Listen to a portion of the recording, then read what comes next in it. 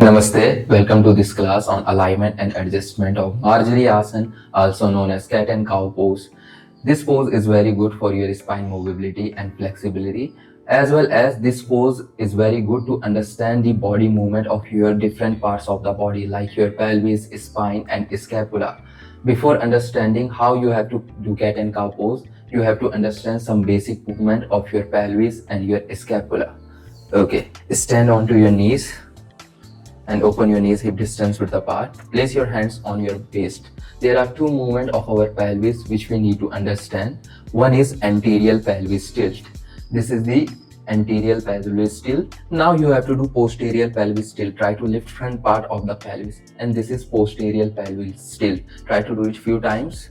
Anterior and posterior pelvis tilt. When you do posterior tilt, you engages your core more, but when you do anterior tilt, you arch your lower back in this position. Do posterior pelvis tilt. So whenever you do posterior tilt, your core is more engaged. Now you have to understand two movements of your scapula. Turn to this side, turn your face towards the wall. Okay. Now take your elbows at your shoulder level. Okay. Now keep it neutral first.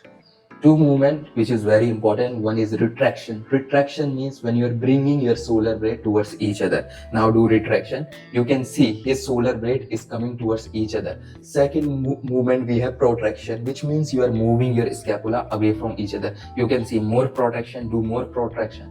You can see his scapula is moving away from each other. So this is protraction. Again do retraction. Now his shoulder blade is coming towards each other. This is retraction. Okay. Now again come in Vajrasana, thunderbolt pose. Okay. Now first you have to open your knees hip distance width apart and also open your feet according to your knee joint and lift up and place your hands on the mat.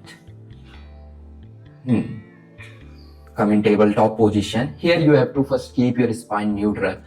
Okay, so it is very important that you are aligning your shoulder and wrist in one line, and at the same time spread your all finger as much as possible to distribute your weight equally on your palm. And same way you have to align your hip and knee in one line and keep the feet flat. Try to touch your back of the ankle on the mat properly. So usually when we do cat and cow pose, we do like this. Inhale, do cow pose. Exhale, do cat pose. Again inhale, cow pose, exhale, cat pose. Okay, now look front, keep your spine in neutral.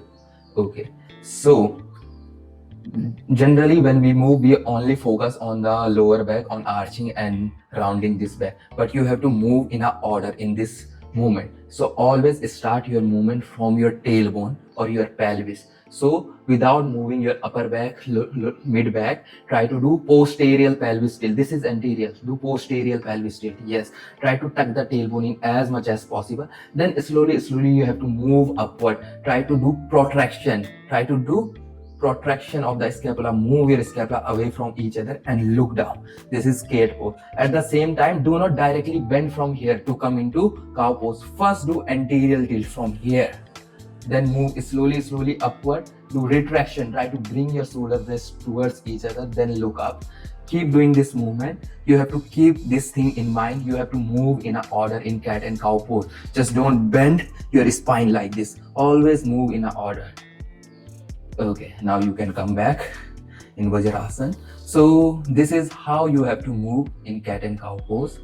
See you in the next class. Namaste.